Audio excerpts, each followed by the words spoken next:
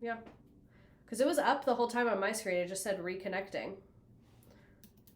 Let me know when I'm back. The boys are back in town. She cut our life support to charge her phone.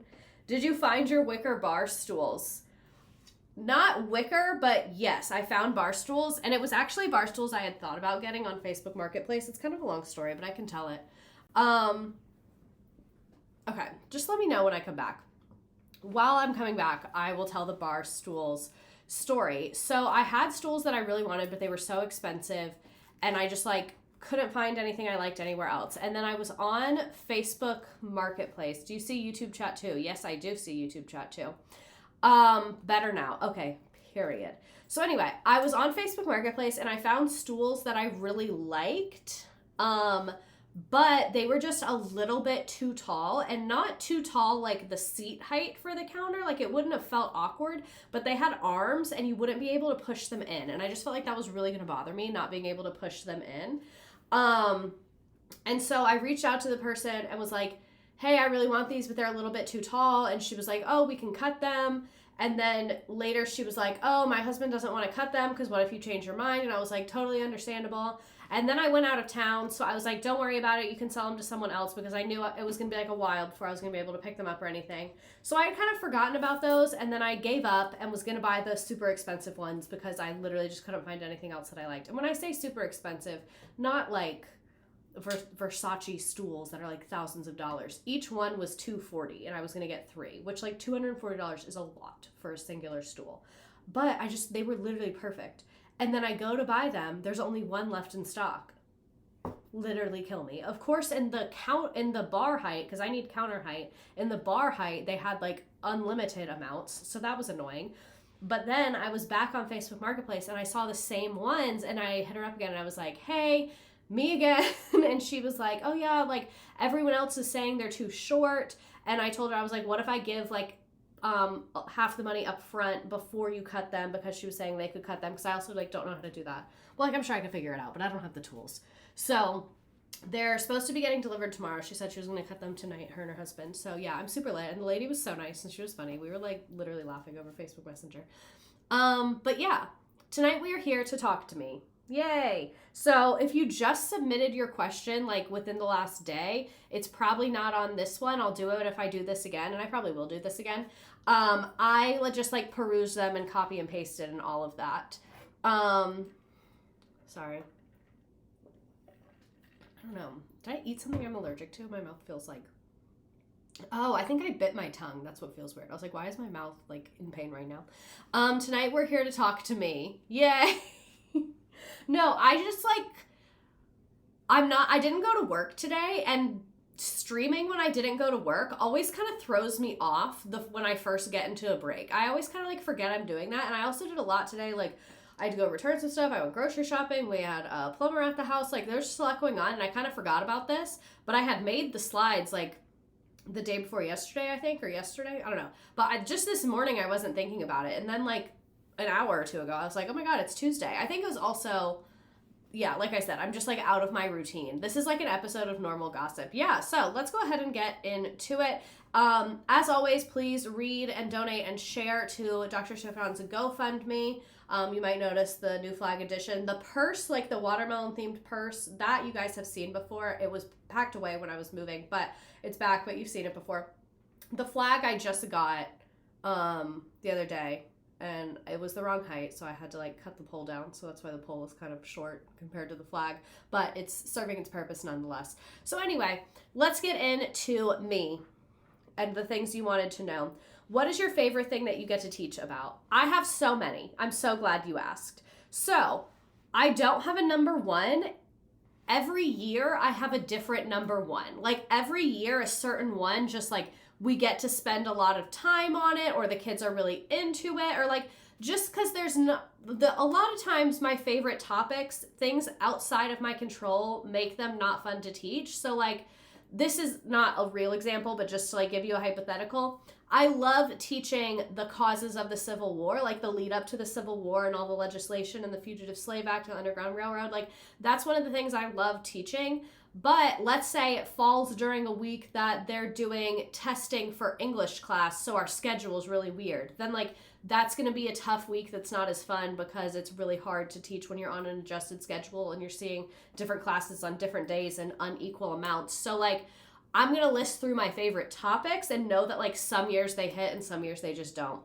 I actually have, because like I said, they're allegedly deep cleaning the school. I have my timeline here so I can see some of it because it's like sprawled out because I didn't, when you roll them up and then they like won't go back. Given what you know about the Civil War, do you think it could happen again? I think we could have civil unrest and war in the United States? Absolutely. Do I think it would be North versus South? No. It would be like not as geographic because you have to think about the difference in technology then and how like it's called like sectionalism. The country was very divided into sections because think about like you don't have the internet, you don't really have like television, radio, like music that is across like you don't have things that kind of create a national culture. You really have regional cultures. So I think if there was a civil war, it would just like manifest in a very, very different way is my answer there, I guess. About to drive home from Trader Joe's and listen to y'all like a podcast because I'm not trying to be absent from this history class. Okay, so I knew we don't have a ton of slides tonight. I think I have like, how many? 30 because I knew we were going to like get sidetracked and I love being able to get sidetracked. That's one thing I've been leaning into recently. So what's my favorite thing to teach about? My favorite things to teach about are probably like westward expansion, pre-Civil War stuff, like the fight over slavery and the move westward and how deeply interconnected those are. That is one of my favorites. Another one of my favorites is Gilded Age and like labor movement. I think that the Gilded Age is so comparable to the time we're living through right now. Like back then it was steel and it was oil and it was railroads, and today it's the internet and it's AI that's like launching our economy forward but also screwing over a ton of people in the process. And like the environment. I could go on for days about how similar they are. So that's another big favorite of mine. The Great Depression will like always hit to me. The Great Depression is like it can be very deep and nuanced, but the way we teach it in school is not super, super deep and nuanced, but that's part of one of the reasons why I like it because I think it's an interesting topic, not as interesting as some other things, but to me it's so easy to teach kids because it's like, obviously, if you get into the banking and the economics, that's confusing, but just like teaching them, it's very easy for them to understand because there's lots of photos and they can empathize and think about, oh, how would I feel? And then it's a good thing to do like experiential learning. So like I have a little life game. It's like the Life Great Depression game. It's on my Teachers Pay Teachers if you want to see it. It's really nothing groundbreaking. It's just like a little flow chart they move through with a little game piece that you can, or just have them use their finger. But anyway, it's like the board game Life, but it's during the Great Depression, so only bad things happen to you. And the Great Depression is a great topic for things like that, and I think for a lot of kids, it's very easy for them to pick up on, and like they grasp it very quickly, and I think that that's just really enjoyable. So, and I'm trying to go in chronological order, and then my last favorite is like post-World War II, like the 50s, 60s, and 70s. Like so much that happened during that time with like the Civil Rights Movement, the Vietnam War, the Women's Liberation Movement, the Cold War, like McCarthyism and how that impacts our culture. Like those are all my favorites, and that's like most of U.S. history, but like all those things are very interesting to me, and like the common thread in between all of them is that they were like a massive quick change that people lived through that like had all these systems coming together. Like that's what to me is so interesting. I don't really drive as much with like the civics history, like the history of the Constitution and the Federalists and stuff like that, and like the political parties. That is like not really my jam. It's cool, but like it's just not number one for me. Military engagements are not really my jam. The part of military engagements that are my jam is when you think about how they affect society. So the Civil War, I do know more of the battles and like about the military technology than any other war because it was a home front war. So like it just, and so many fucking people died. You know what I mean? What do you think of Hamilton the musical? I really like it. I've seen it a lot of times, as you can imagine. A lot of my kids like love it. I don't like love it. Out of all the movies we watch in school, it's probably not my favorite one, but it's up there. Like we watch a fair amount of movies in US history. And I like it, but because that time period in history is not something I'm like super, super on fire for, it's like not as much of a draw for me. And I am very like hit or miss on musicals. Like there's a lot of musicals I really like, but overall I would not consider myself like a huge musical fan. So to me, I give Hamilton like, if we're just talking about media I can enjoy anything across the sun, I give Hamilton like a 7 out of 10. If we're talking about media like movies to watch in school, I give Hamilton an 8.5 out of 10. That's my final ranking for Hamilton. I wish my school taught about the war on drugs. They don't, which pisses me off. We only got to it, really, we only like touched on it this year. I really didn't teach it this year. Every year, and like that time of year is hard, you know, testing and all that. It just depends on what happens throughout the year. Because most years I do teach that. But I do a thing where they get to pick, and I don't think anyone submitted that this year, which is odd, because normally they do. You just made me realize that. So, why did your view on marriage change? Like, let's get into it. Like, y'all went heavy, and let's get heavy. Because I didn't remember ever posting this, but I have, like, flip-flopped on my views on marriage my entire life. But let me explain what I think y'all are talking about. I think I have posted and very publicly talked about how marriage is, like, generally bad for women, and that I think marriage does a lot more for men than it does for women. And I think when I've been talking about marriage, I've been talking about it publicly as like my view on its place in society, not necessarily my view on it for my own personal life. And I really will just be candid with you. Like if backtrack, 2025? Backtrack to like 2021, 2022. I would say like I have no desire to get married. That's not something I ever see in my future. I just think it would be really like negative, and like why would you want to give up your freedom and autonomy in that way? Like that's just the headspace I was in, because I felt like not everyone, but the majority of people I had seen. And also you have to remember, I have an undergrad in sociology, so I've done a lot of research around this. And my when I was a research assistant, it was for someone who was writing a PhD about cheating in marriage and like statistics within marriage. And so I just know all this information about how like married women are less likely to advance in their career. They're more likely to experience depression. They die younger. They report less happiness. Like I knew all of those things. So I was being very objective about it, that I was like, marriage seems like objectively bad for women. Like it just seems like something that has more cons than pros. And that's really how I viewed it. And I don't think that that was an incorrect view of it. And I think that that truly is the case for a lot of people. But then when it came to my own relationship, because like I said, that has kind of been my viewpoint for a while. Like obviously when you're little, you're like, oh, I'm going to get married by 20 and have a million children or whatever. And then like as I would say like in college and in early out of college, I was like, yeah, I don't think marriage is for me. So like I started making videos in 2020. So I would say for the first couple years that I was making videos, even though at times when I was making videos, I was like in various relationships and would like talk about that, marriage was never like a goal that I had in mind. And I've always viewed it as not a goal for me. It's not something that I felt like I needed in my life. And my fiance, spoiler alert, I ended up changing this view for myself, when we were first dating, asked me like, oh, what are your views on marriage? And what I said to him, this was like very profound, and I thought of it in the moment, which was like kind of lit for my brain. I said, to me, marriage is like going to Europe. I think going to Europe is like cool and fabulous and can be a great time. You can also go to Europe and have a terrible time, and it could be the trip of a nightmare. And I think that like going to Europe is something I'm open to and down for potentially, but I think I can live a completely happy and fulfilled life without ever going to Europe. So it's not like mandatory for me to get married in my life. Like it's not something I'm 100% opposed to, but it's not something I really like have any desire or plan to do. Because like I mentioned, all these reasons why I felt like marriage was kind of bad for women. And I don't think I ever said like I would never ever do it in a million years, but it just wasn't something I really had as like a desire or goal on the forefront. And then I started dating my fiance now, when was that? Was it 2021 or 2022? I think it was 2021. Yeah, 2021.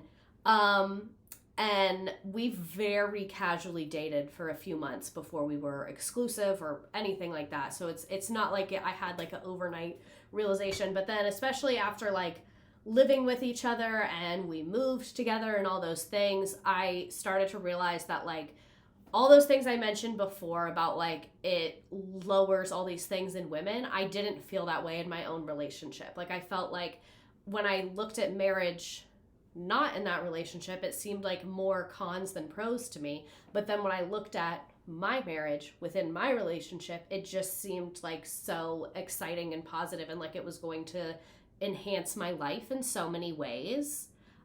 So it really wasn't that my views changed. It was really just that my circumstances changed. And then I think marriage is a business contract, and I don't think that's terrible.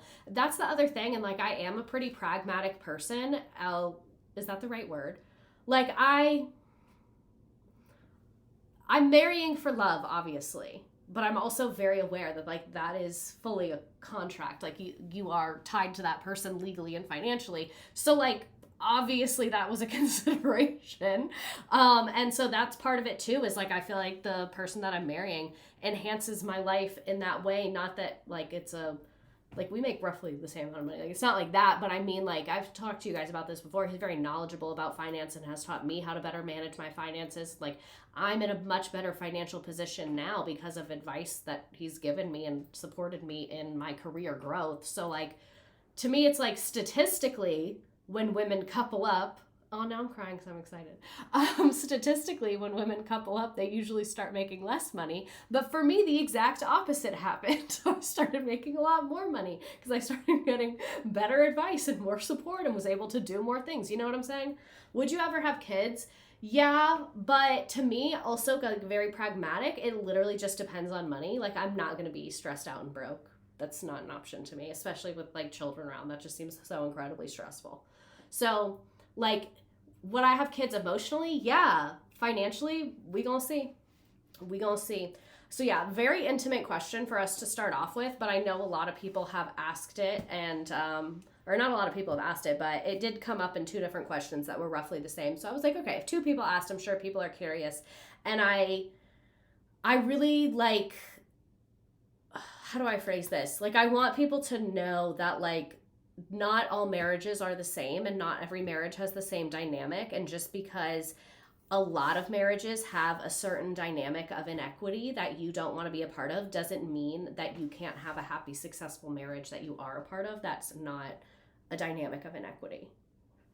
At least, I mean, that's me like before crossing the altar. Who knows? Maybe in like 25 years, life's a long thing. You never know.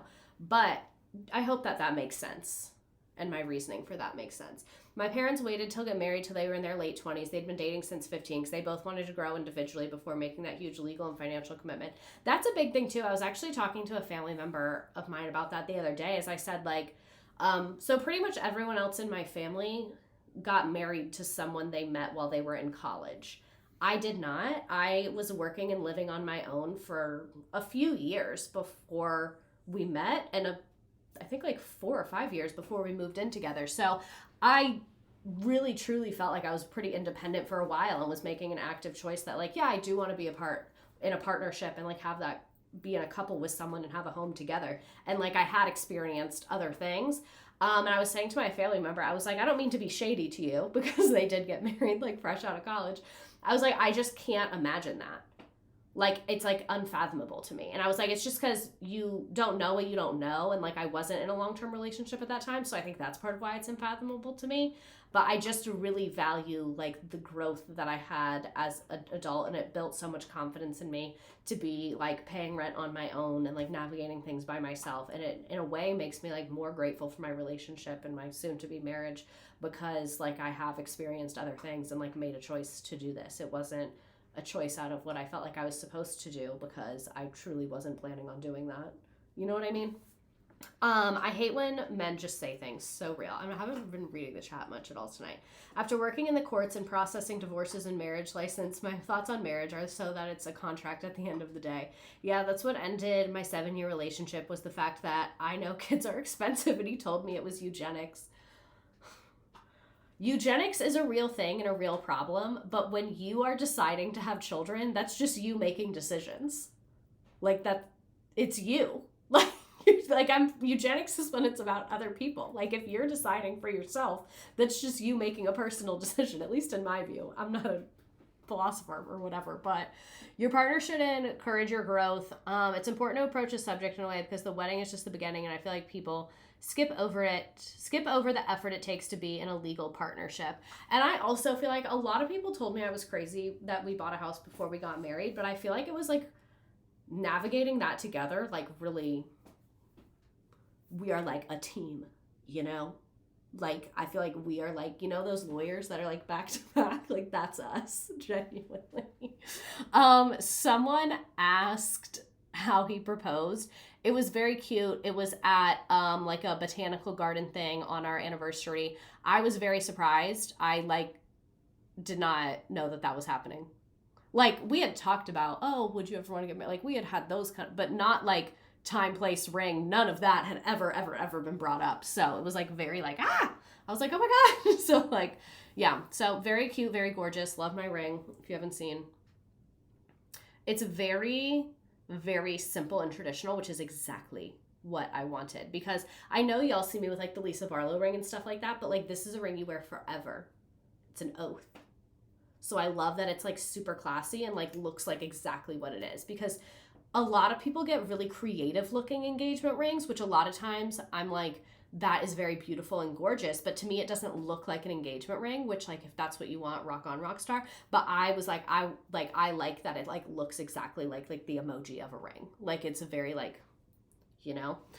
Okay, so moving on, more personal questions. Are you going to change your last name when you get married? I'm planning on doing not a hyphen, because I'm not going to do a dash, because apparently having a dash on legal forms is like a fucking nightmare. But I think I'm going to do both. That's my plan. But I also really hate doing paperwork. So I feel like one of my friends and someone on TikTok said, multiple people have told me this, so they're like, you can just say it. Like changing it is so much work. And like you can just tell people. Like you can put it like on social media. Well, like I don't do that, but like you can put it like on your like mailbox or whatever, just like go buy it. Oh yeah, he's absolutely Mr. Redacted. Absolutely. So they're like, you can just say it. You don't have to, and like between the government, who cares? So, you know, what kind of wedding do you want? We're going to do like small, medium. We haven't started looking at venues yet. We're planning, we're doing an engagement party that's going to be like very casual, but very big, like lots of people, but not fancy, which is like my kind of vibe. So I haven't really even thought about wedding. Well, I have thought about it, but I have not made any tangible steps towards it, because I was like, you know, let's do this engagement party. And we also, that's the other thing, like a lot of people think I'm like way too casual about stuff like this. Everyone was like, have you picked a date? And I was like, no. And they're like, oh, well, you know, venues book up. And I was like, then we'll do it later. And that's what we were talking about the other night. I was like, if we pick a venue and they don't have a certain date available, I'll just pick a different day. And we don't have a date. Like, I was like, and if they're like, oh my God, nothing's available for 9, 10, 12 months, whatever. Okay. I think I'm also really like, I worked at a hotel that's known for weddings. So I have seen hundreds of weddings, and I have seen people spend 2 years planning a wedding and turn it into the most exhaustive process possible and make every single decision humanly possible down to like, what is each blade of grass direction it's going to be cut. And I've seen people plan a wedding in a month where they said, what package do you have? Yep. Looks good. And they just showed up and did it. So that's why I think it can be as casual or intense as you want it to be. So I'm just going to feel it out and see what the vibes are.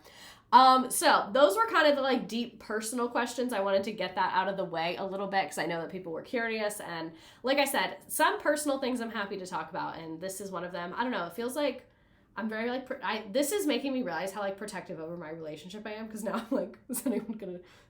Like, you know? My school won't let us change us names unless they're legally changed, so I wouldn't be able to go by my married name. Well, that's one thing I'm also not against that my coworker pointed out.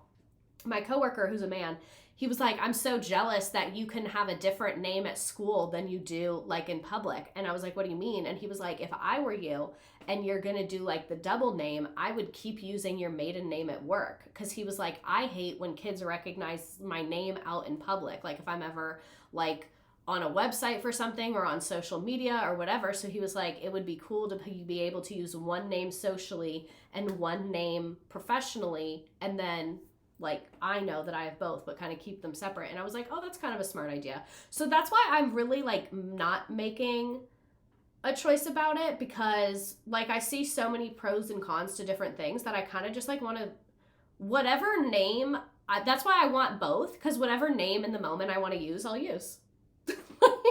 Because the way that I view it is I'm just like, you know, what do they say where they're like collecting like infinity stones? Like I'm just extending my family. Like I now have many names and many families that I'm all a part of. So like, which one do I want to be today? I recently got engaged, haven't made any plans. Everyone asks about the date and I'm like, I might need brain surgery, so we probably won't decide until we know that. And they look at me like I'm dumb. Yeah, because like he proposed shortly before we started looking at houses, but we were planning on looking at houses. So it was kind of like, that was our focus at first. And like, you know, I'm excited to get married. It's going to be lit and I'm not in a rush to, because my life is cool right now too. Like so I'm not going to go on like a, what do they say? Like a wild goose hunt to find a venue that like has, where people are like, oh, the date is 3-2 this. So I'm like, yeah, man, I'm going to have a wedding and it's going to be dope. Expanding the Mission Redacted universe. As a teacher, changing my name was a pain in the ass and things are still messed up a year and a half later. That's what I mean. Like, it's like, for why? Like, I can just put it on like a name thing on my desk if it's that serious. Okay, so moving on to more pop culture things. How do we feel about the Chrisleys being pardoned? Okay, so a lot of people have wanted me to take a stand on this, and I don't know if you're going to be satisfied with my answer, but I really don't care that much. Y'all know I think the Chrisleys are entertaining. I'm not alone in that. I'm not going to sit up here and be like, what they did was wrong, so I've never laughed at them. I have laughed at them. Their show is very enjoyable. They're an absolute train wreck to watch, and I love it. And they committed many crimes that they should not have done and were appropriately sentenced for those crimes. So what do I think about them being pardoned? What I think is that, like, there's no reason why they should have been pardoned, but out of everything horrible coming out of that administration, this is, like, pretty low on the list to me. Like, I'm not going to be, like, up in arms about the Chrisleys being pardoned and how it's so wrong when there's like a literal genocide happening in front of our eyes. So I'm like, okay, you pardoned these fucking scammer, thief, tax evader reality stars because their daughter like goes on the press circuit for you. Like, likely thing for another rich scammer to do. Okay. Like, it's very to be expected to me. So I'm like kind of not that bothered about it because like, I don't think anyone's really going to be harmed because of this. Like, maybe he'll scam some other rich people. I don't know. But, like, out of all the harm coming out of that administration, this is, like, pretty low on the list. I don't either, LMAO. I saw the clip of Chris Chrisley being like, black people in prison were treated worse. And I was like, Trump's going to be like, put them back in there.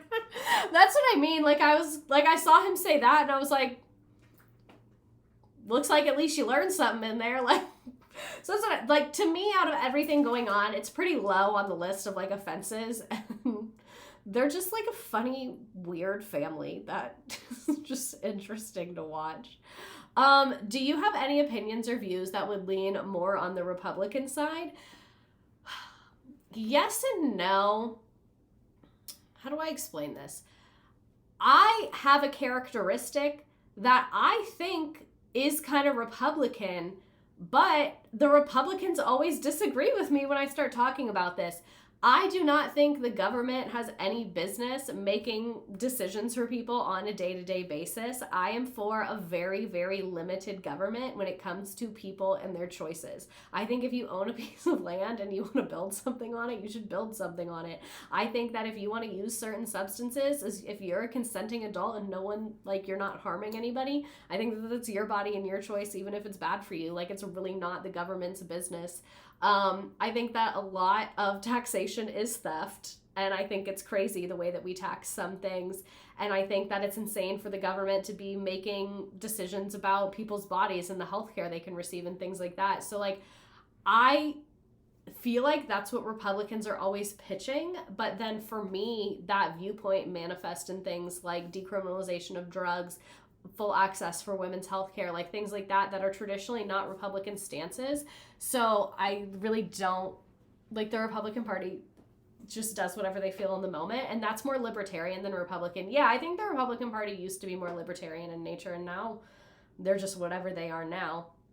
One thing that I have very, very mixed views on, because obviously it has, like, affected my life, is gun violence. I work in a school. I've lost students to gun violence, not within the walls of our school, but out in the world. It's something that I think is insane that it's still going on in the numbers that it is. And I think that, like, we obviously need to do something about that. And we're really doing nothing as a society. I think that it's like a public health crisis more than anything else, because, like, if you look at the statistics of what children are most likely to die from, like, that's really high on the list. Pretty sure it's number one, not 100% sure though, so don't quote me on that. All that being said, I also do really struggle with the idea that it's legal for our government to have access to all these things, and it's legal for police to have access to all these things, because as we get stricter gun control, I think what needs to come with that is demilitarization of the police. Because what does make me uncomfortable is, like, you know, if only one group of people is allowed to have the weapons, like, there's a reason the Second Amendment is in there, and it says a well-regulated militia. So don't take this as I'm against gun legislation and against gun regulations. But I do think that, like, if the government has the right to shoot people, like, we shouldn't give the government the right to have guns and shoot people. Like, that's not something the government should be allowed to do. You know what I'm saying? I just simply feel no one should have access to an AK-47. That's what I mean. So it's like, if we can't have it, I don't think the local police should have that either. Because it's crazy how much military grade things local police have. So that's why I say I have mixed feelings about the whole gun control and gun lobby thing. When you speak like this, I get really excited, and then I remember that you're not dictator yet. I just don't understand why the Second Amendment exists. If you're a well-formed armed militia, you'd be going to jail, you know? That's what I mean. I think that we have a really deep misunderstanding of the Second Amendment. To me, what the Second Amendment is having, like, a militia of the people if they so desire. And people have really misconstrued the Second Amendment to mean each individual gets to have whatever weapon they want, and we should live in, like, a militarized policing world. Like, the police literally have military equipment. Local police on tanks is just absurd. That's what I mean. And it's, like, absurd from the stance that, like, it does escalate violence, and it's also absurd from, like, the taxpayer stance. Like, it's so expensive and we spend so much money on it. I doubt the Second Amendment lovers have read the Constitution. Yeah, because I think, like, I never want to... So when people said, like, what views do you have that lean Republican side, I would say what I say about me leans Republican side is, like, I think the Second Amendment is incredibly, incredibly important, and I think that, like, living through the time we're living through, you can see why the Second Amendment's extremely important and why it was put in there. And I don't like to be like, oh, I'm a strong defender of the Second Amendment, because I think people who say that are not defending the Second Amendment. They're defending gun manufacturers and people's desire to have insanely powerful weapons in their home for no reason. Well-regulated militia. Well-regulated militia. Like, it says well-regulated militia. It's in there.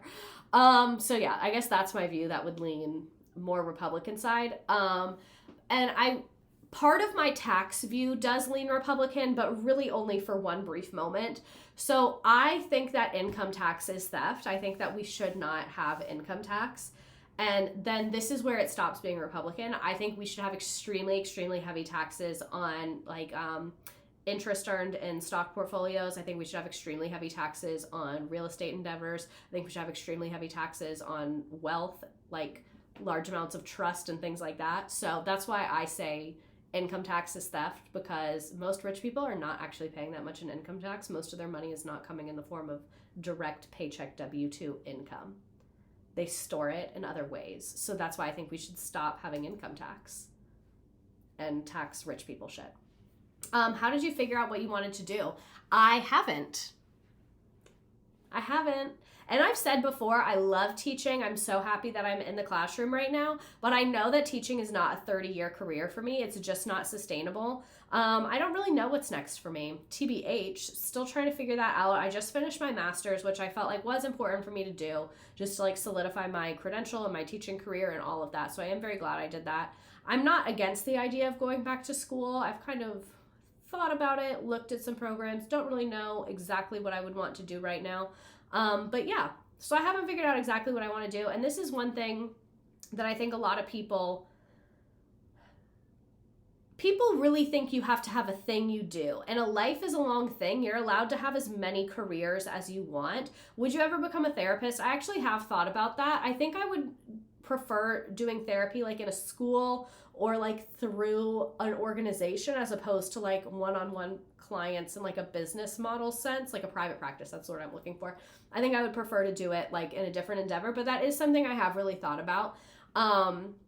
But yeah, like you can have so many careers throughout your life. So it's never feel like you have to pick the right career or the perfect career or like, what am I supposed to be doing? This is what I'm doing.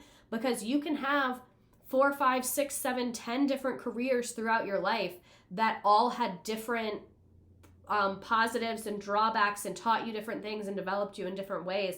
And not a single one of them has to be like the end all be all one. So I haven't figured out what I want to do, and I'm just taking it like a couple years at a time. I still think it's important to like set goals and things like that, but those goals can always be malleable. And I also think like we live in a very different time where technology is moving so fast and our economy is changing so fast that it would like be kind of stupid of me to set a 20-year goal, because we don't know what our economy or country or world is going to look like in 20 years. So like, I don't know. I'll just see what I'm doing then and see what the vibes are. When did you discover that you wanted to teach? Was there a particular event or inspiration? So I think I told this story on Teacher Quit Talk a couple of times. I was at a job fair because I have my undergrad in sociology and I was going to go straight into a PhD program. And then a bunch of people told me, I talked to the person I was a research assistant for and a professor, and I said, hey, I want to go into a PhD program. And they said, take a couple years and work. It'll really clarify what you want to do. And that was phenomenal advice that I took. So at first I was going to get a job at the hotel that I worked for. I've talked about how I worked there. It was like a very seasonal business, so on and off for years. And I was going to work in like meetings and special events because I thought I would really like that, because I did really enjoy my job there, and I had like shadowed a little bit in meetings and special events and worked with them on a couple specific projects. Like I was mentioning earlier, I had seen so many weddings been put on. So I was like, okay. And then the person that trained me when I first got the job years prior, she had gotten promoted into meetings and special events. So I was like, okay, let me try that. I think I would enjoy that. I still really love hospitality. I just hate the hours and the wear and tear on your body. So I was going to go that route, and then I was interviewing for a position. It was a spa coordinator position. So basically when there's like bachelorette parties or corporate retreats and they do like spa days, like I would be in charge of coordinating all of that. And I really wanted it, but they needed me to start earlier, like before I graduated, and that just like wasn't going to work. And so I was like, okay, that's clearly not going to work out. And I didn't like that they were kind of like, oh, just drop out. Because they were like, you don't need your degree for the job. So like, if you want to come work, just come work. And the pay was good, but it wasn't great. I think it was, and this was back in like 2018 or 2019. I think it made like 50 grand a year. So like not horrible, but not like that's not high to drop out of college. Like, are you crazy? When I had like 2 months left. So I was just kind of like weird. And so then I was like, let me just go to a job fair, because this was like a couple months before graduation, and I graduated in December. So also like kind of a weird time to be looking for jobs. Most companies don't hire over the holidays. So I went to a job fair and was just talking to, well, 50K in a relatively low cost area in 2018. So you could get by. Not great, like I said, not drop out of college. So I was at a job fair and everyone was like super lit talking to me, because I said like, oh, I've worked for a prominent hotel chain for this number of years, and like they were all lit talking to me. And then I would hand them my resume. They would see that I majored in sociology, and then they would be like, oh, you can apply online, and just stop talking to me. And then I was like, what the fuck? Like, I'm about to be done with this degree, and this degree is literally doing nothing for me. Like, what the fuck have I done? And so then I started, just going around, and the only people that did seem like interested in me and like actually valued my degree were very like public sector jobs. So I remember I was talking to, it was a like job where basically you were the liaison between a police department and a child, like CPS. I don't remember the acronym in this specific county, but you were the liaison between the police and CPS, which seems like a very difficult job, but they like really liked my resume. And at this time, keep in mind, at this time I was working at, around this time I was working at a daycare. So I knew I liked working with kids. And so I don't remember if I had gotten the job at the daycare yet, but it was around this time. I'm in public sector right now. It's not fun. So I was talking to them and they like really, really liked me. They were like, oh, we love to have someone young for this job. But looking back, it just seems like a really tough job that is very underpaid, and probably you're pulled in a million directions and have to witness some horrific things between police. And yeah, it just seems like a horrible job to have looking back. But because they were the only people that were like really positive towards me, I was talking to them. And then the guy who worked for, I think it was West Palm Beach County Police, the guy that was with the police, because the person with like the defect CPS or Department of Child Family, whatever it was, they walked away, and like I took their card, and then I was talking to the police guy, and he goes, and we always love to have beautiful women around the station. And I was like, please fucking kill me. I was like, kill me, kill me, kill me. And I literally was just like, haha, and then left and just started having like a mental breakdown. Like literally started having a mental breakdown in the corner of this job fair, because I was like, every major company thinks I'm a fucking idiot because of my degree. And in the public sector, I'm getting sexually harassed by police officers, which like what he said was wildly unprofessional for a job fair, but not the worst thing in the world. But still, I was just like, oh my God. And I literally was just like in the corner, like, oh my God. I was like, what am I going to do? Like, what am I going to do? Like, I'm graduating. I was 20 years old, graduating college with a I was like, what the fuck do I do? And this guy comes up to me and he's like, are you okay? And I was like, yeah, I'm fine. I just thought that I had an opportunity, and the guy was really weird. And he was like, oh, gross. And he was like a younger guy. And he was like, oh, let me see your resume. So I handed him my resume, and he was like, oh, you have a sociology degree. He was like, that's really cool. I took some sociology in college. And I was like, oh yeah. I was like, what company are you with? And he was like, I'm actually not with a company. I'm with Las Vegas Public Schools. We're here recruiting for teachers. And I was like, oh, well, I don't have an education degree. And he was like, a lot of people don't know you actually don't need an education degree to become a teacher. There's lots of fields that or lots of subjects your sociology degree could get you certified in. And even though I did not go work with Las Vegas schools because I couldn't teach history there, it was far. I love Vegas. I'd actually been looking at hospitality jobs in Vegas, but just some things, and the pay in Vegas was really bad. But that is what prompted me to look into teaching and realize I could get certified. So then I did the alternative certification route and did like a hiring fair and all that stuff. And that's when I started teaching. So it was like literally, y'all got to listen to the Vegas episode on Teacher Quit Talk.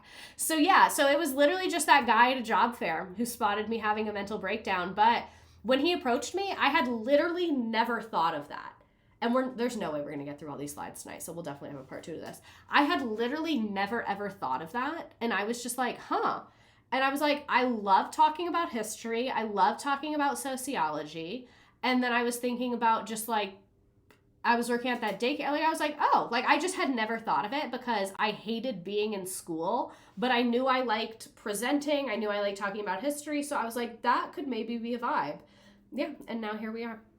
So yeah, that got my thoughts turning on teaching. And that was in I graduated December of 2018. So that had to have been maybe like October or November. That's also when I started working at a daycare. So I worked at the daycare until the spring of 2019. I worked at that daycare for a little less than a year. It was like roughly a school year, but a little bit less. And then I went and worked at that hotel again to save money. And then that's when I started teaching, was in August of 2019. So it was like about a year from when I got the idea to when I actually started doing it. But yeah, that's how it began. So where do you get all the costumes you wear to school? I'm sorry for supporting evil people, but Amazon. Deepest apologies about that one. I do want to go to Goodwill because I have a list of costumes I'm looking for. I'm looking for like a security type outfit. I'm looking for nurses scrubs because our school nurses, so if she would be in a video. Probably not. Maybe. I remember when you started teaching and I was like, this is unexpected, but honestly, these district offices better watch the fuck out because she's going to call them on their nonsense every time. And I have been for years, and it's taking years off my life, I'm confident of. Walmart for scrubs. Yeah, so I want to try more of doing like secondhand for costumes just because like I barely wear them and we don't want to be creating more plastic and garbage. But yeah, most of them are from Amazon. So like that thing, the World War II, that's from Amazon.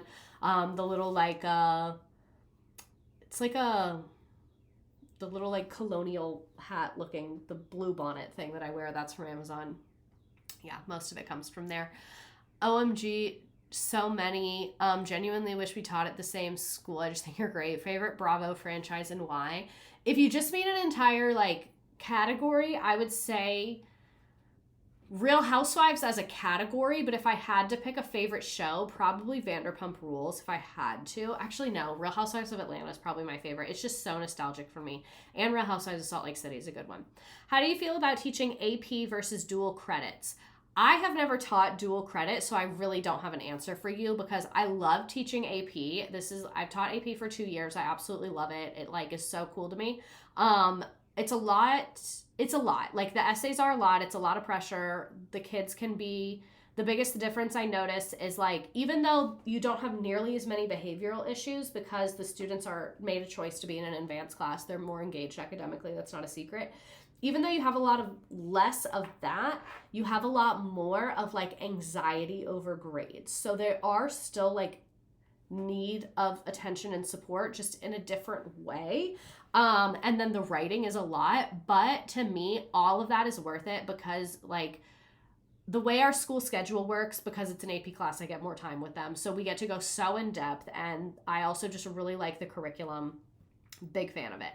And then how does your school feel about having a public persona, social media? You have to keep in mind, my school has gone through a ton of admin turnover. We have had, over the last 2 years, 3 different principals, 5 new assistant, like it's been insane. So the vast majority of them have no idea because they're new in a job fighting for their lives. So and I don't really talk about it. And whenever I get cool stuff, I always just say like, oh yeah, I'll put it on my story. Like friends and family are great. I have a lot of people that support me.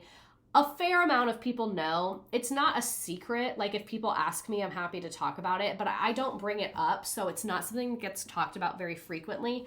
But everyone at my school that knows has been very overwhelmingly positive. Like one of the teachers saw me when I was on NBC News and she was like, oh my God, that's so cool. Someone else saw because one of my videos got put on some like Facebook humor page. Like it comes up and everyone's been super nice about it. And I don't really think leadership A, knows or B, cares, but who knows?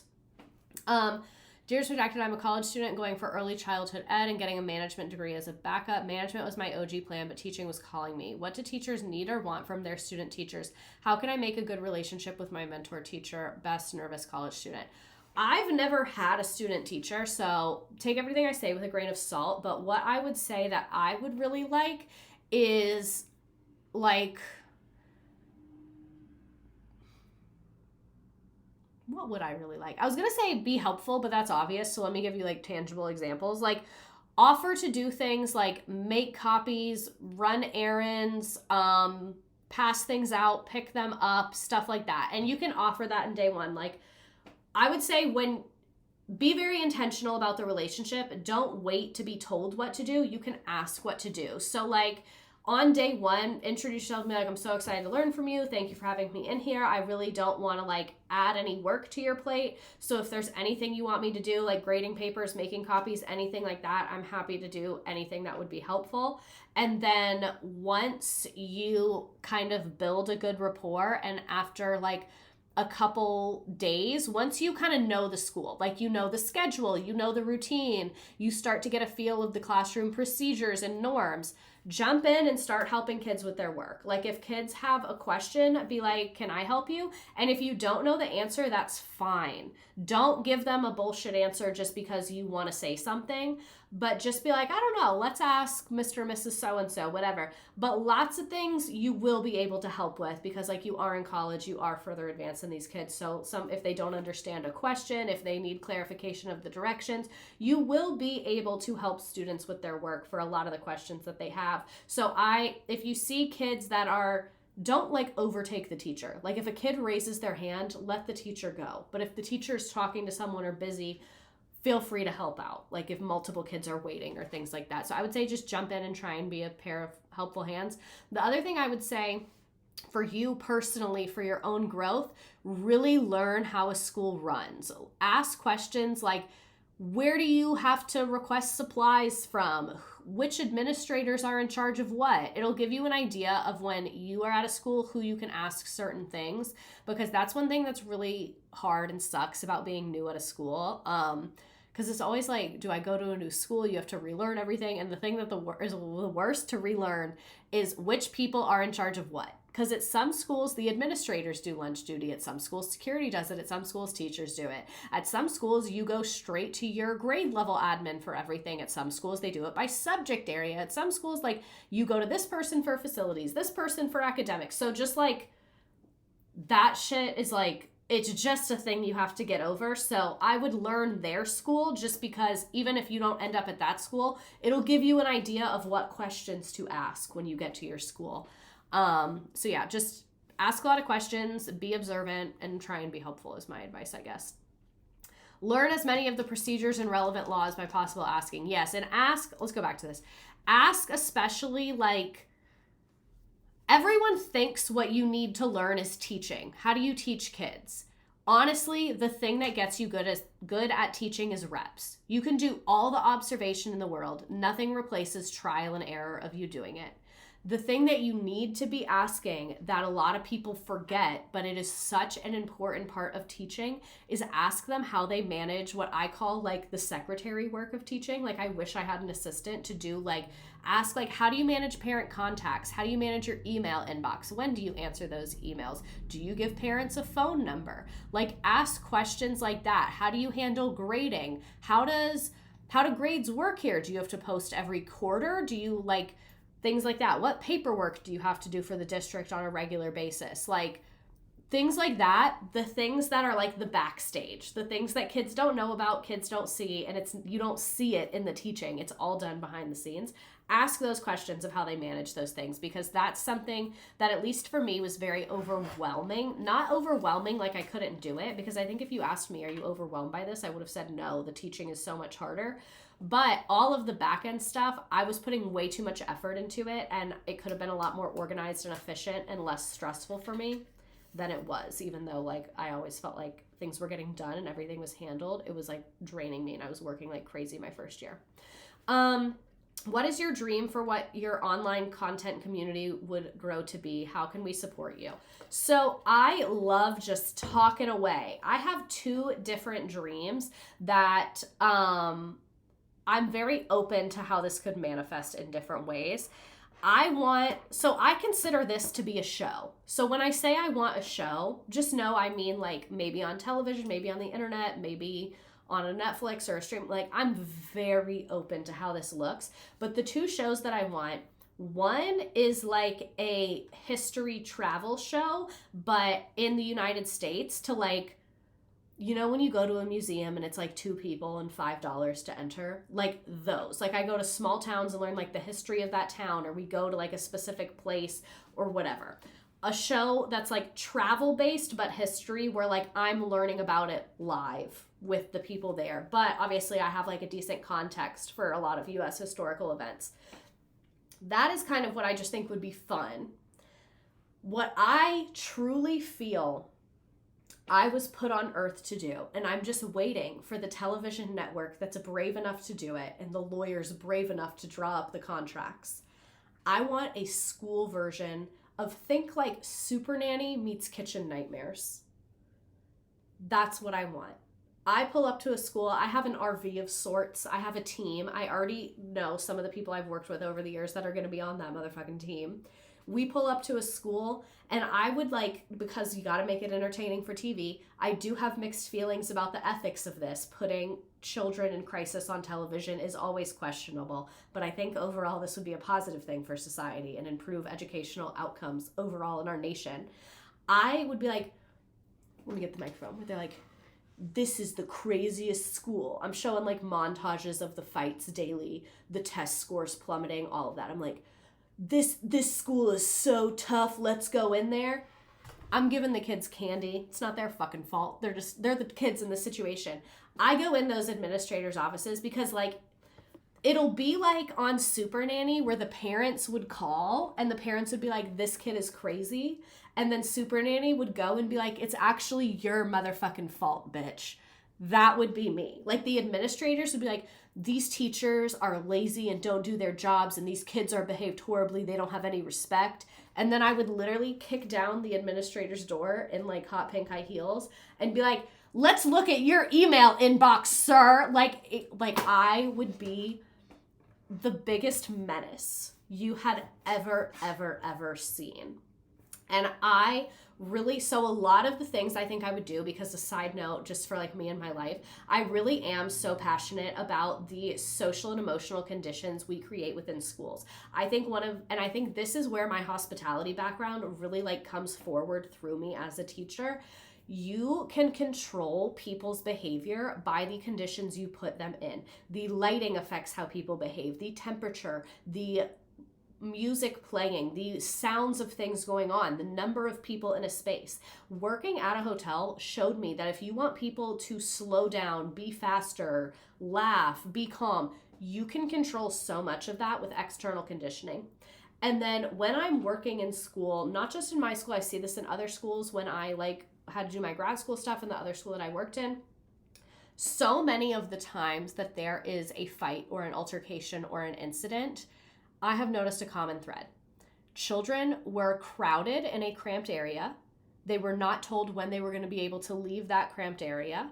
And we had a change in schedule, routine, or procedure. And it's very bright with large fluorescent lighting. The amount of times that when those things happen, there's always a fight. The amount of times at my school I've looked around and gone, there's about to be a fight. And everyone's like, no, they're not. Everyone's relaxing. There's going to be a fight. When they change the schedule, hold the bell. We need to hold the kids in the cafeteria for a minute. Things like that, I think, are incredibly powerful. So I think that is a really big problem in schools. And I think one of the ways that we're going to like fix schools, well, I'm going to fix schools, not everyone's on board with me, is we do the reverse of that. We need to create calm conditions to help children regulate their emotions, because fights and behavioral issues at school all come from dysregulation, and different kids can be triggered in different ways, and certain things are appropriate and not appropriate. Y'all know I don't play about safety and things like that. If you get in a fight, I don't think you can be in the space with other people till you rectify that. Like, I'm very against the lack of consequences in schools. I've been public about that.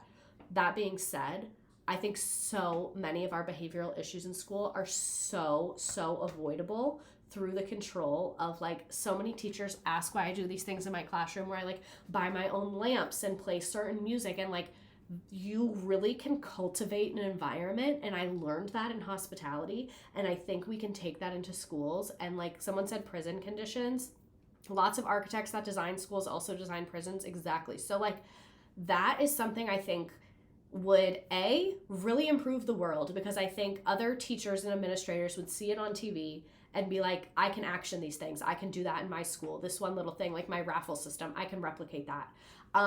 Like, and things like that. I would love to institute like school-wide behavior incentives and things like that. And then like, I'm not against being a narc. Like, oh, you have hallway walking? We're going to do hallway sweeps, and the administrators are going to be in charge of it.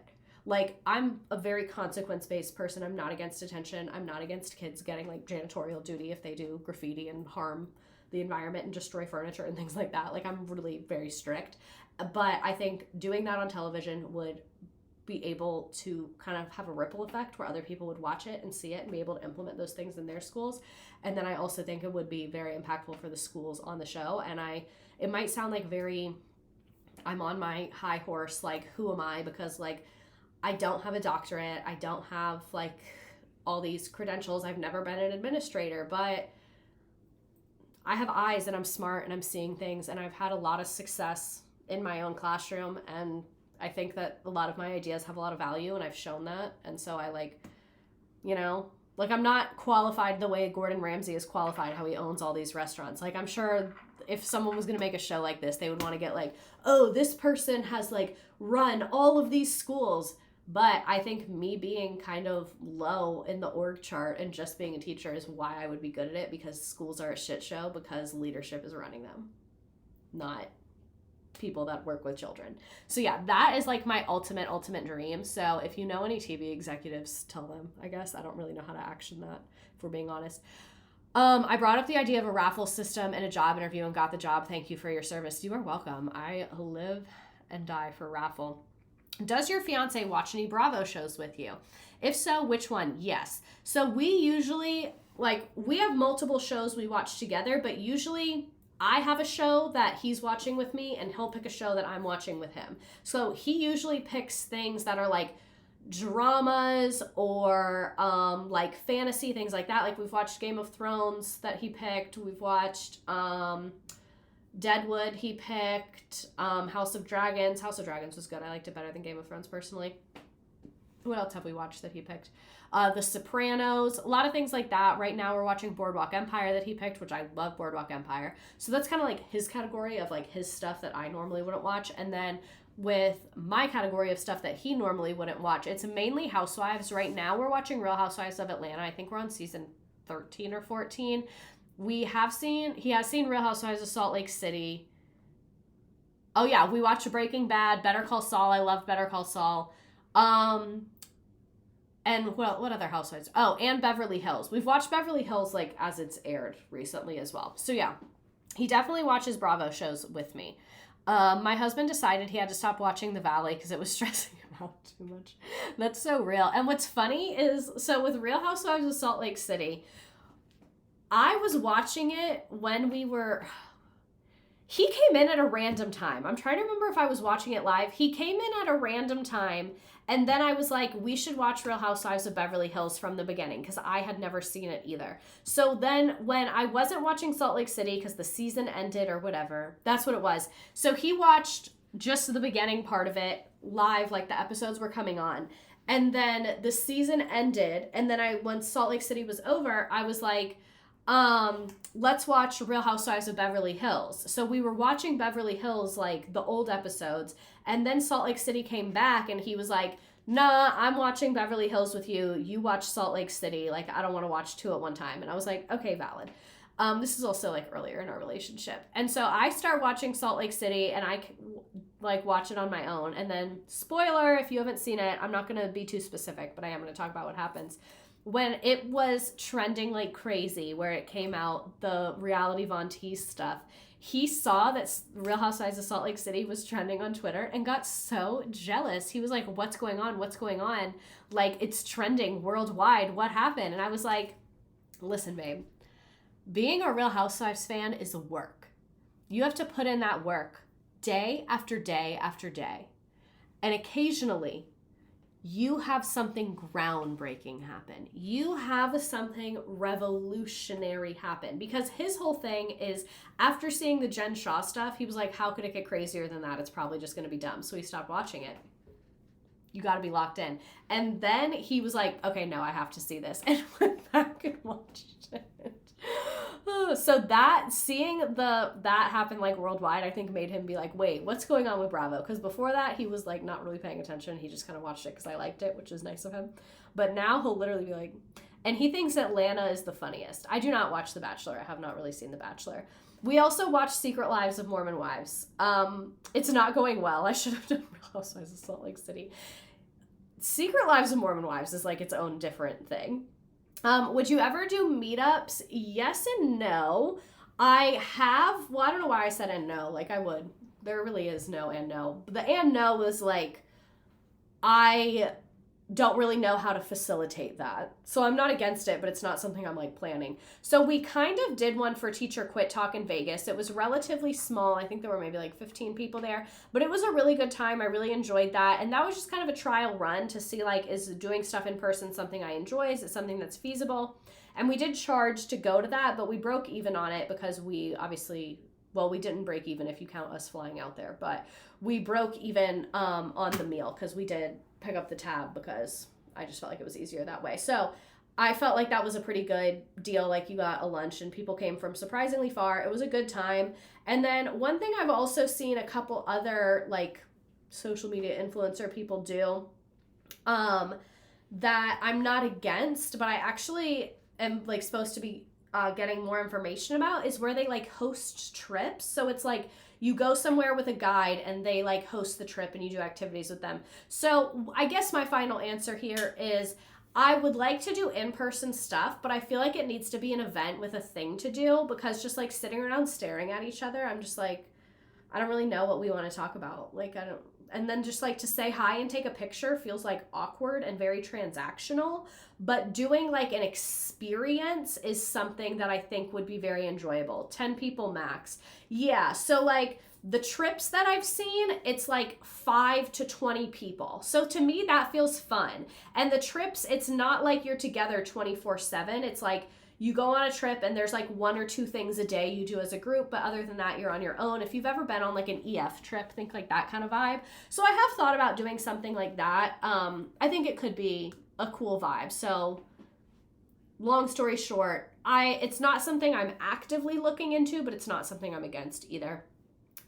As a high school teacher, what is one thing you wish middle school teachers did to better prepare their students?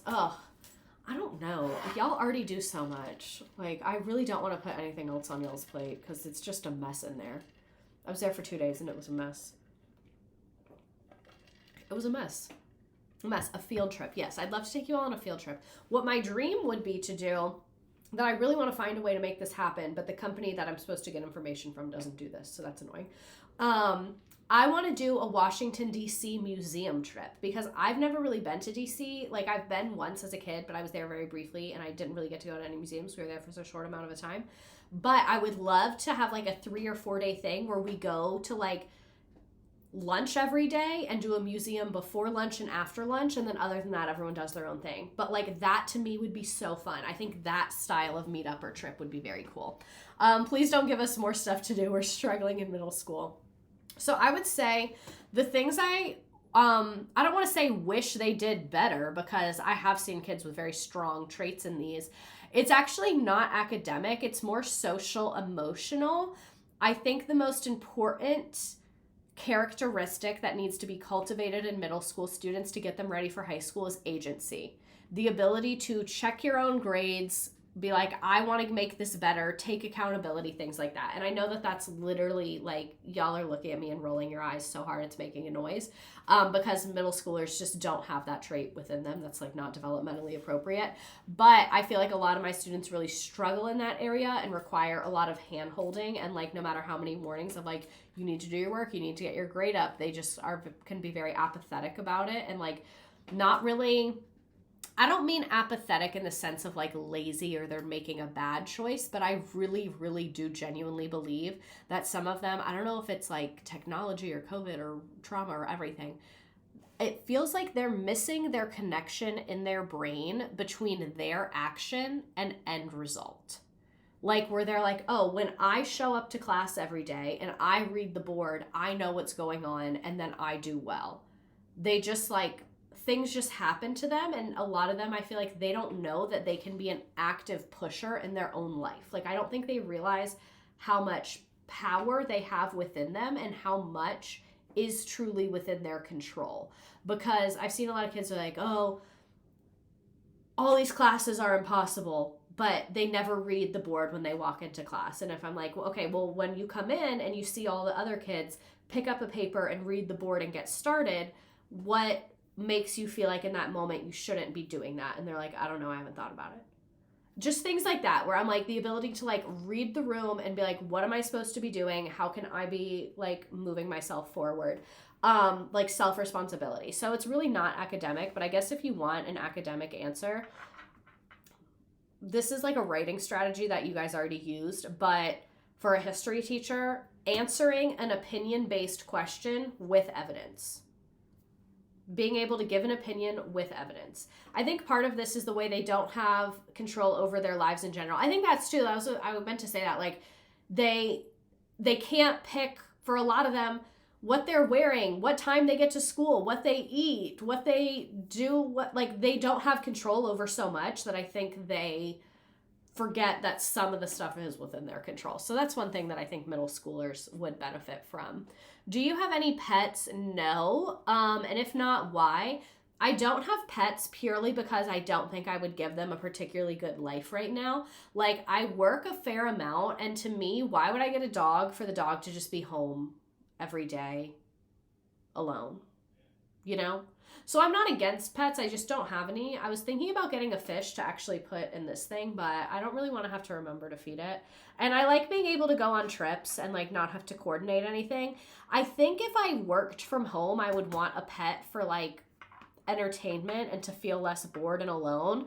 But because my job is so like extrovert out of the house, I just don't feel the need to get one. Like it just feels like I'd be giving myself extra chores and I wouldn't really get to hang out with it that often. So what's the point? If I would get any pet, it would probably be a cat. I like a lot of cats vibes. And like y'all have seen Baloney, my sister's cat that I post with sometimes. Fish are so much more work than you think. Exactly. Everything's more work. Because like if I'm going to get a pet, I'm going to like take care of it good. You know? Hamsters are easier. I do really like rabbits, but they're a lot of work as well.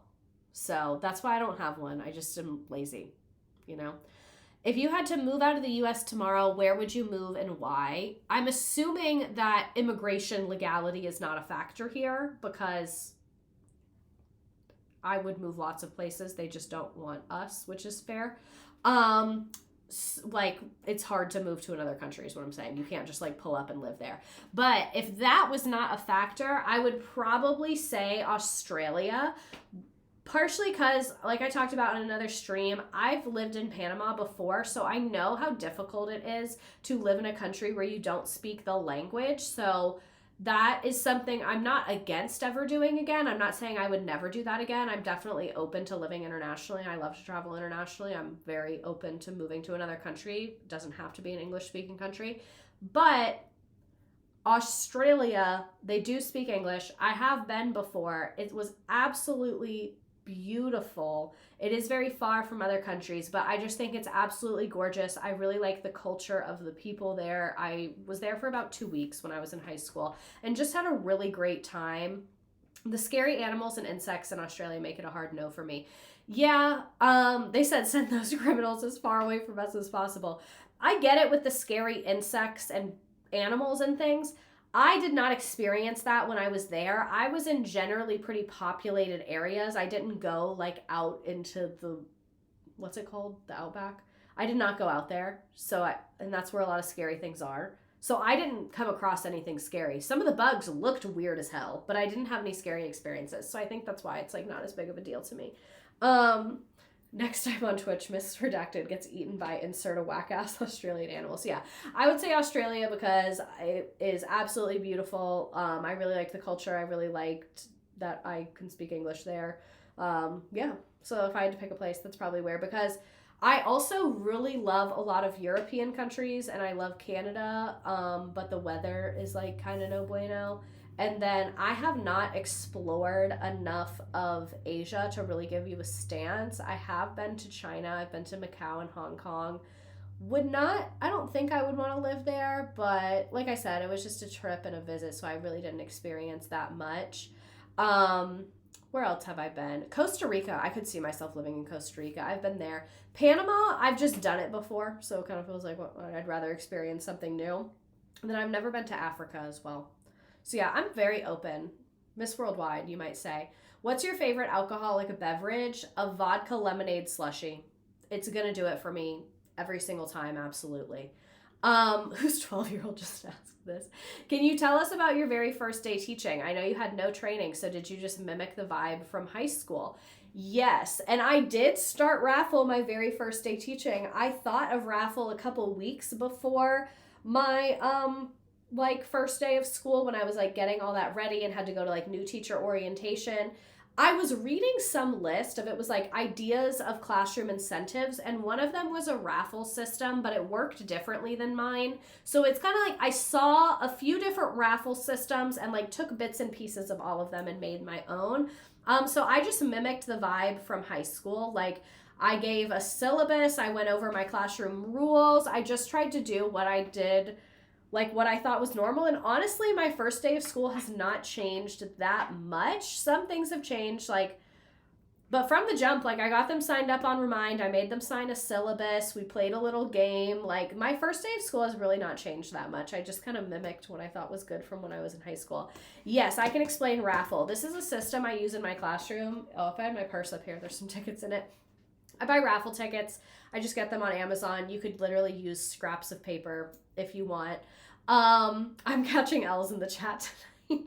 So anytime a kid is good, they do their work, they ask a good question, they're working really hard, they raise their hand to give an answer, they help me with something, whatever, I give them a raffle ticket. They put their name on the back of the ticket. We put them in a jar. I have one for each class period.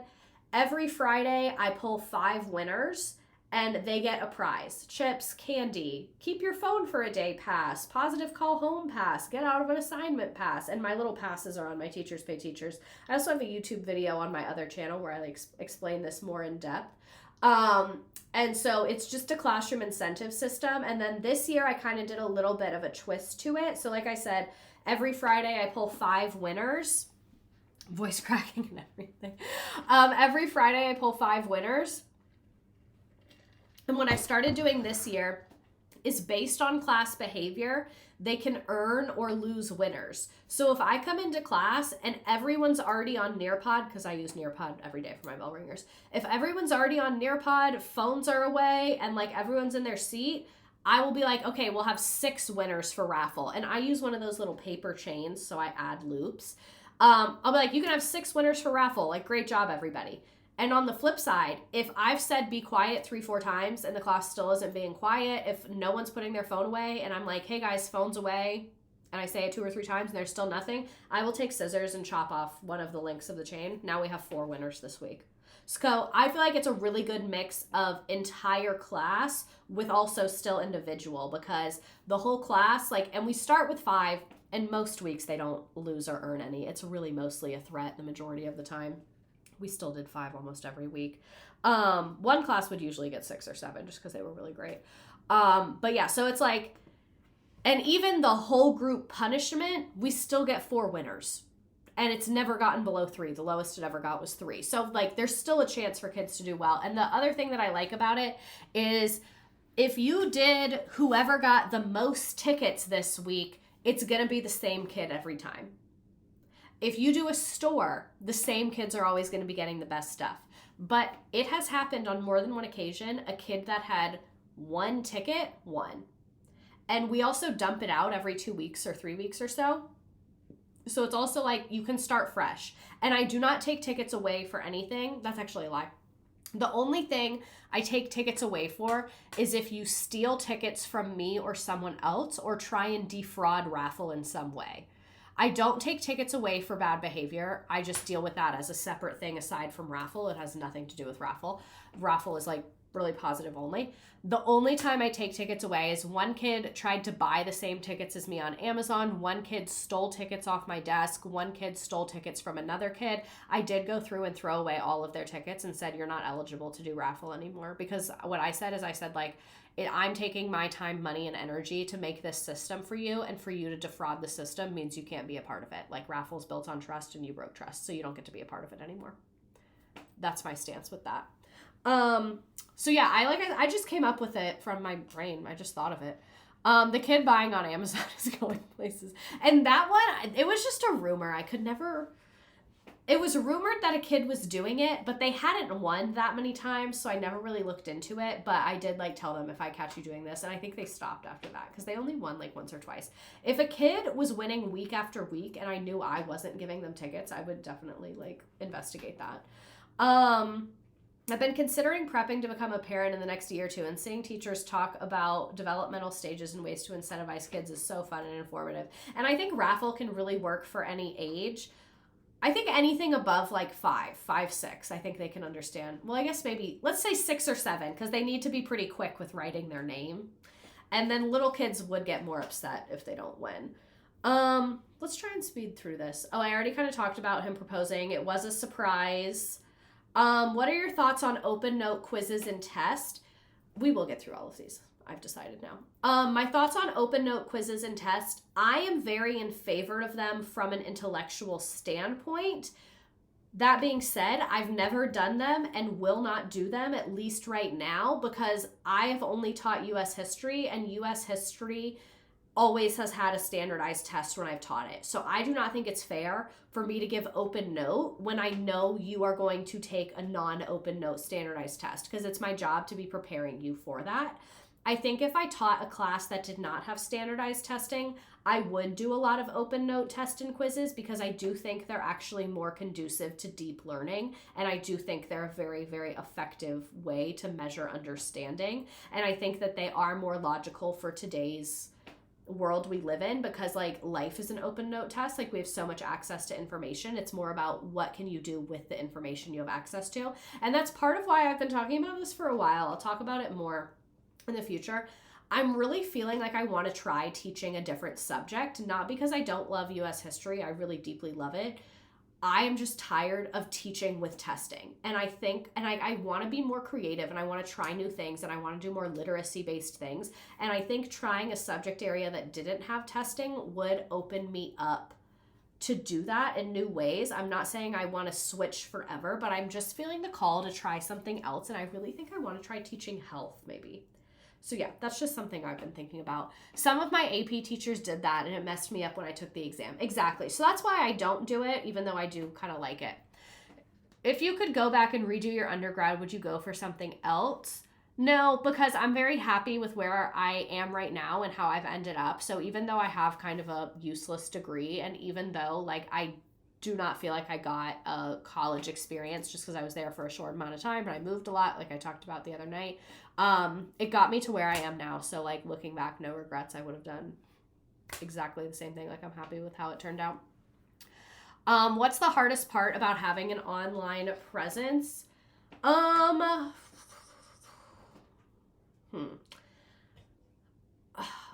Hardest part is hard to define. One thing I will say is that, because when I thought about this when we were talking about the meetups, it is very difficult to have a conversation with someone when you know nothing about them and they know everything about you. Not everything, but they know a lot about you. So when I meet people that follow me, they know so much about me, and it's not hard in a way that I'm like uncomfortable or weirded out or anything of that nature. Like, not that at all. I just mean it's truly difficult to make conversation. Like, you know, when you get left with your friend's dad and you like have to talk to him and you don't know what to talk to him about, because like in a normal cadence of conversation, what do you do for work? You tell me, but you already know about everything I do for work.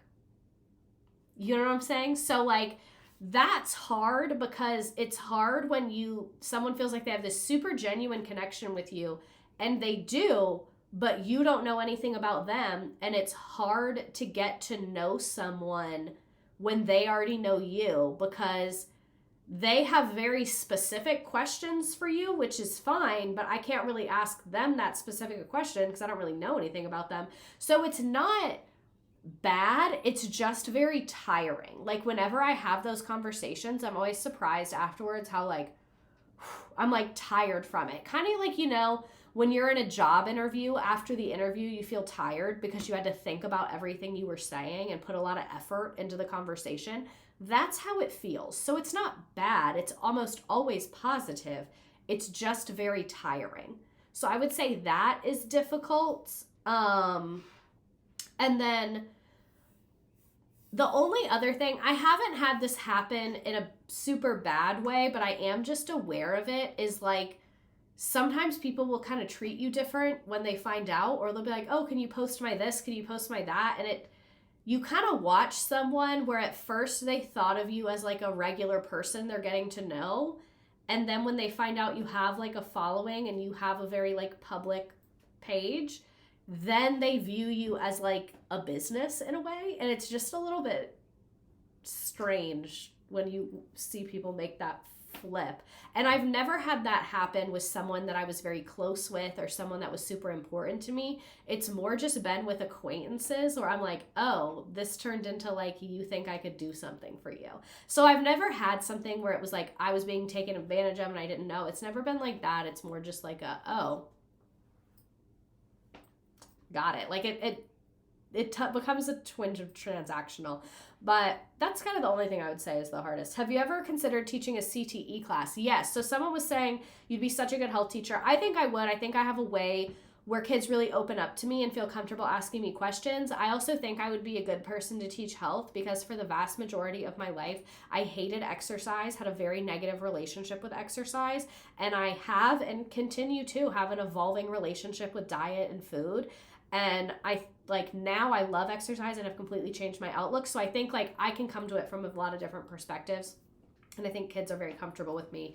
And I also think I would enjoy teaching health because I think I could make it super project-based and hands-on and open note tests. Like I think it could just be a completely different experience. So it's something that I really am thinking about doing. That's a goal I have this year, is to sit and take the test and get certified to do that and start exploring that. And then I've also thought about CTE. Like there's classes about like digital media and things like that. And then some schools I've seen even have social media classes. I'm not opposed to that. So yeah, I'm just excited to see like what else in the teaching world there is for me, because I feel like for a long time I was like, I would only ever teach US history. I love history. But really in the last year, I've gotten to know other educators more and like collabed with other educators on things like at my school in real life that I've kind of been like, there's so much to do in education and I kind of want to try other stuff. Did you and Mr. Redacted both know you wanted to leave Miami? Sorry, I can't breathe.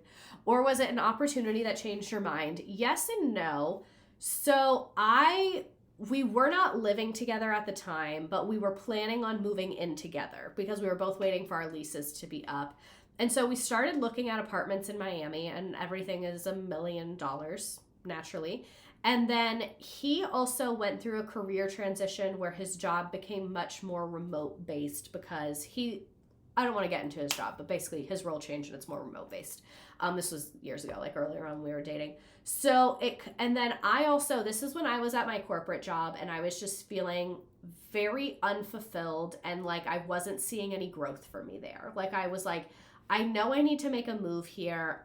One thing about Miss Redacted is she loves a yes and no, because I'll get into the details of it. So I was like, I know I need to make a move here. I'm not going to grow at this company. It had been over a year. There was no promotion in sight. I did not get a raise. I felt like my performance evaluation was kind of a sham because I got very average, but I'd never gotten any negative feedback. They also restructured the company. And then, I was just like, what am I doing at this job? They were also very strict about time off at that job, so I was just like craving more flexibility. And I was like just really feeling called back to teaching. But I was like, I cannot teach in Florida, like from the legislative perspective and mainly the financial perspective. If the finances worked out, I probably would have gone back to teaching in Florida. But it truly, the math was not there. I was not going to be able to pay my bills. I was not going to be able to take care of myself. I was not going to be able to pay rent and have housing. Like it literally was just not an option.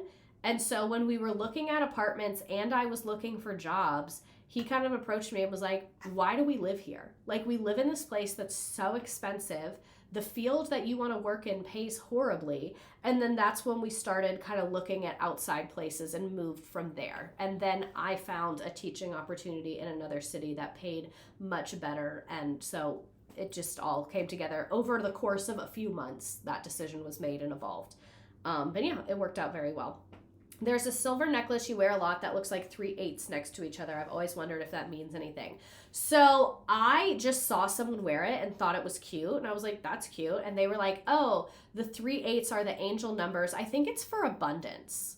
Let me double check. But I bought it because I thought that it was cute. New window.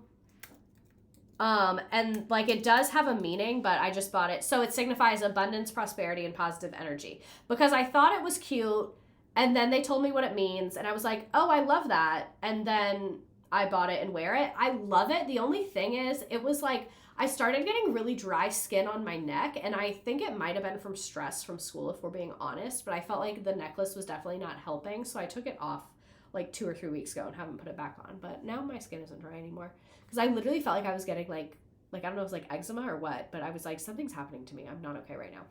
Why is your handle a Walmart parking lot? The real ones know. My original handle was, hey bitch, it's me 123. Iconic handle, miss it every day of my life. That is what I started making videos under. When I hit 10,000 followers, I thought, I'm a public school teacher. Probably not great that my page says, hey bitch, it's me 123. Probably not ideal. Because from the jump, I didn't put my name on there.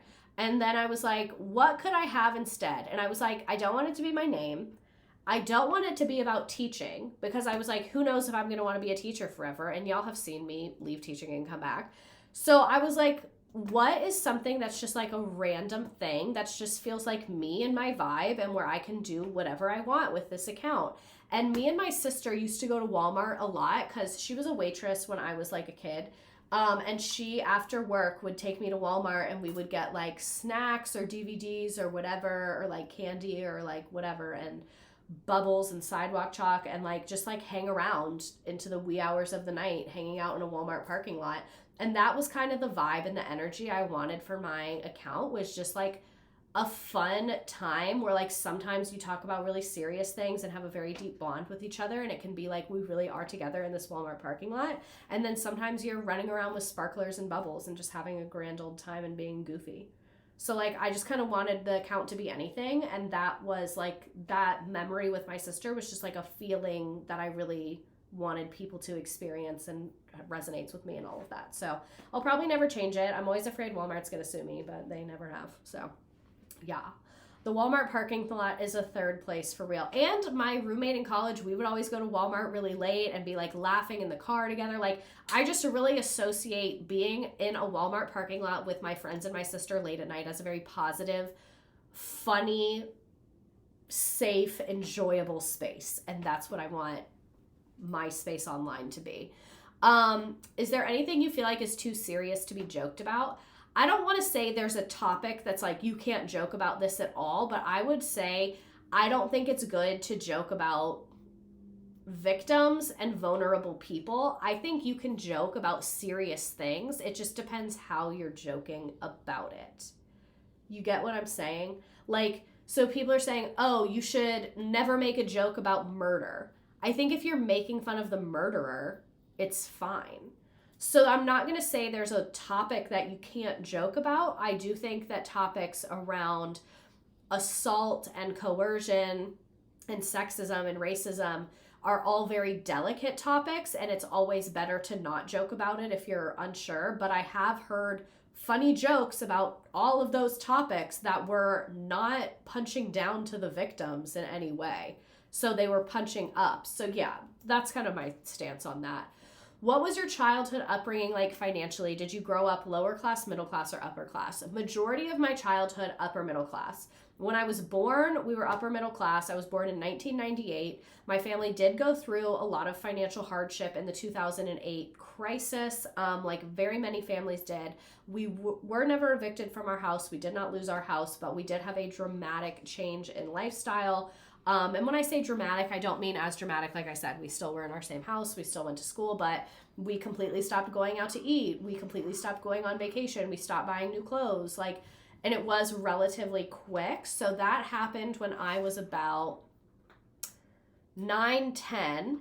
And then my sister went to college, and obviously that was like, my parents were concerned about the finances of that, so that was stressful for them. And I remember from the time that I was like 11, especially my mom working a lot, like she was really girl bossing and locked in. And so we were never lower class or poor or like didn't have food to eat, but there were years there where like our lifestyle was not the same. My day-to-day life of going to school and being with my parents and living in my house was the same, but it was like, you're gonna wear hand-me-downs, we are not going on vacation. From when I was like I said, probably like 9 to when I would say I really started to notice it. A big turning point is when I was 14, my parents bought a new car. And they had been driving the same cars since I was an infant. Their cars were about 20 years old, and they bought a pretty nice car, not like a super fancy one. It was used. It was a used Audi. So like not a brand new Range Rover, but I remember when they bought that car, I was like, oh, I think we're like kind of good now. And then we started going on vacation every once in a blue moon. And then now my mother, especially, they do very, very well for themselves. So by the time I was in college, like finances, they were doing very, very well. So I've experienced a variety of different things, but generally upper middle class, if I had to give one definite answer. So I will do another Ask Me Anything in the future. Next week, we are learning about the Mormon Madoff. I actually have not prepared for this at all yet, but I did see the wife make a TikTok about how basically her husband scammed all these people and life was just fucking crazy. So yeah, that's what we'll be talking about next week. I forgot to make a game about me, but I have a backup plan for us. So we still do have a game tonight. It's just going to take me a couple seconds to get it and get logged in and all of that stuff. 2008 crisis makes me realize as an adult poor, my parents were always upper middle class and hardly suffered, thank God. Yeah, I would say for a lot of people, 2008 is like a very defining time. You know what I mean? I don't know what this topic is looking forward. Basically, a Mormon guy was like a scammer and fucked over a bunch of business people and lied about a bunch of stuff, and literally destroyed his whole life. But yeah, that's how we do. I'm going to find us a trivia game on Blook It. I don't know if y'all have ever played Blook It before. Trivia America. I have a couple that I like, but they're not saved on this account, so it's going to take me a second. I was literally 4 during the recession, but we moved the year before and had a hard time selling our previous house. And I remember my parents discussing the idea of moving, but they would have lost money on their house, so they were like, it really wouldn't fix our financial circumstances to do that. And like, it was going to make it worse, not better. So that's why they didn't sell their house until like years later.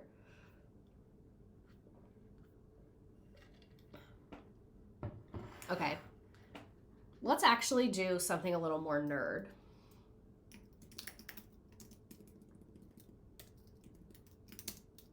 I'm finding it. I hope you all like this game. It's different than we normally do. Sorry, you can hear my snot in my nose.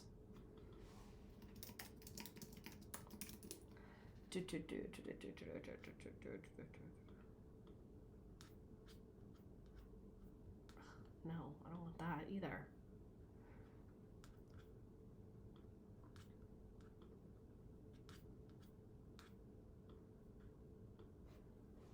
We're going to do the map one.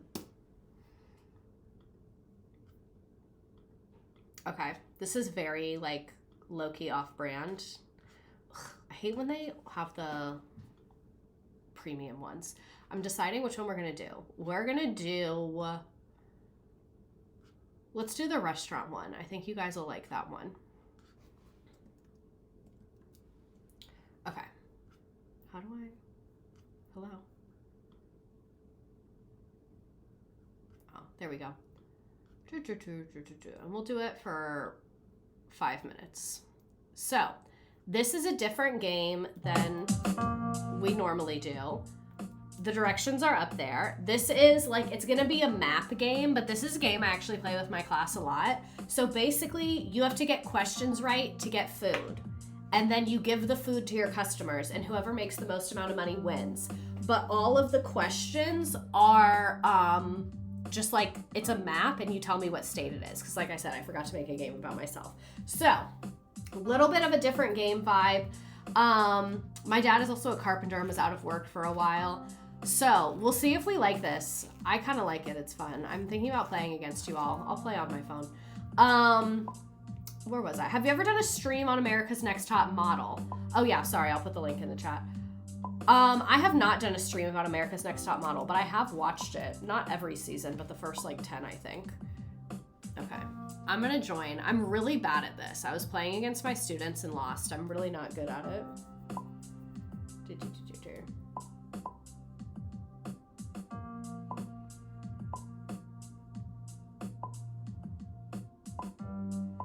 Okay. You can change your character, by the way.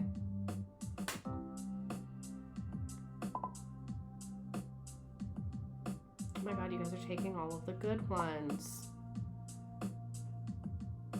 No, I don't want the alpaca. Okay. It would be a great stream topic. We need a super nanny stream. I'm so obsessed with her, especially how she refuses to hit children. I think that's a really a positive trait to have.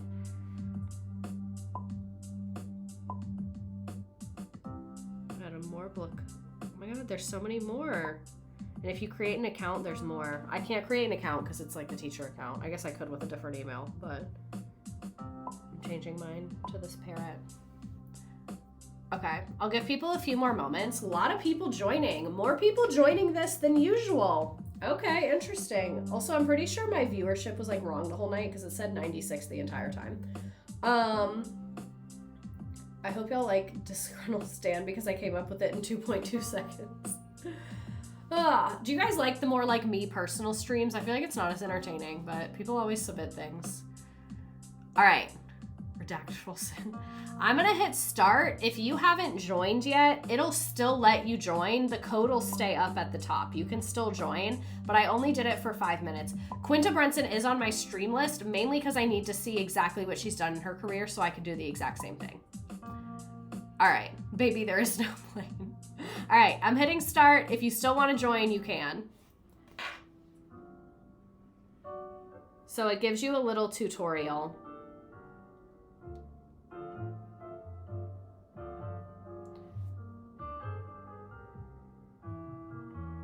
I forgot to hit, I accidentally hit yes on the tutorial, so now I'm behind. Oh my god, and I got the question wrong. I clicked the wrong thing. It's not my fault. Oh, I know that one. Okay, I'm getting into a thing now. And if you click the picture, it'll get bigger.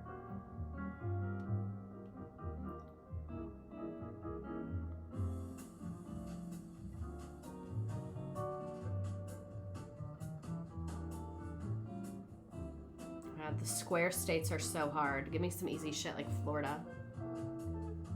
What is that? Do you guys like this game?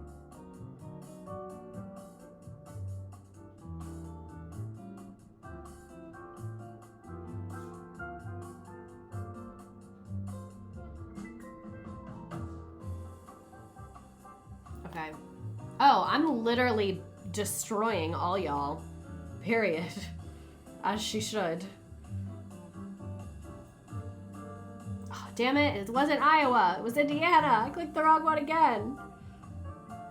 What the hell is that? Montana. Nice.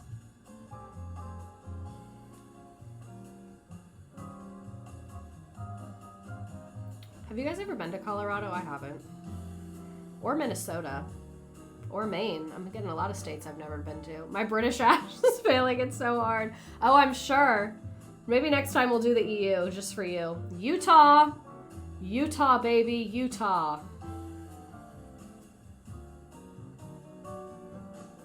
Okay. Fuck it, we ball.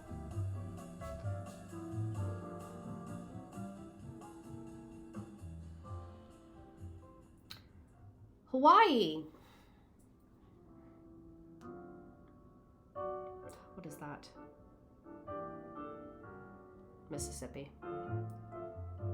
Man, I hate these tiny ass states in the Northeast. I got that one right.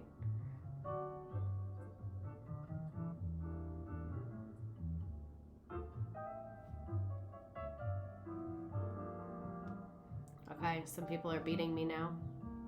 Understandable. I got cocky. Fourth place.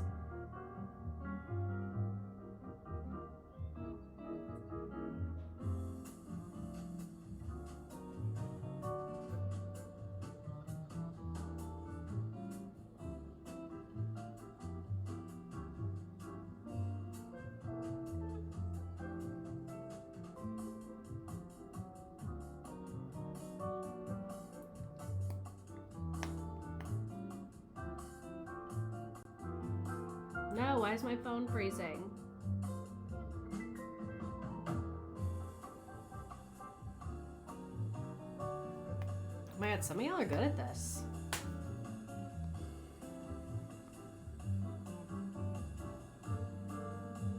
Oh, and people that were asking about in-person stuff, I am doing stand-up in Nashville on the 18th. It's on my Instagram story, if you're curious. Oh, what's that? Nebraska.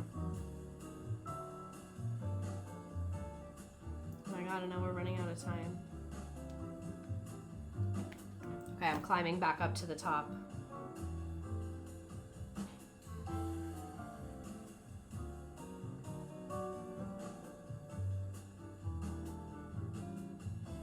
No, that's New Mexico, not Arizona.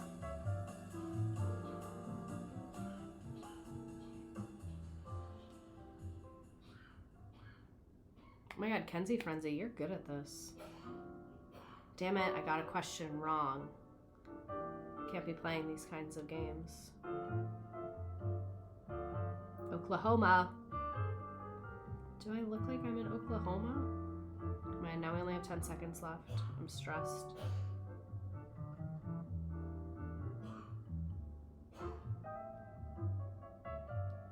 Okay. I'm not mad at it. Not mad at it. In my class, I give tickets to top 5. I got 4th place. Kenzie Frenzy in 1st place. Singing and writing in 2nd.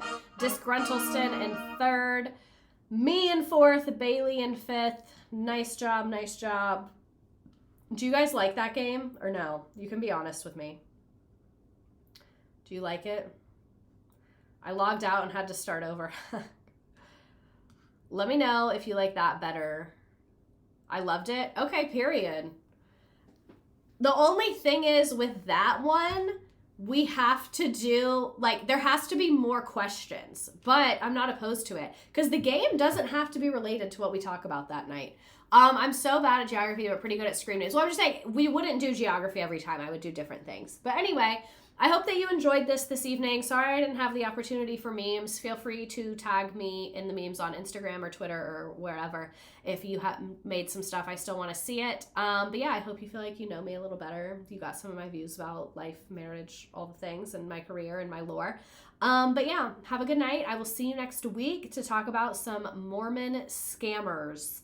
Love you so much.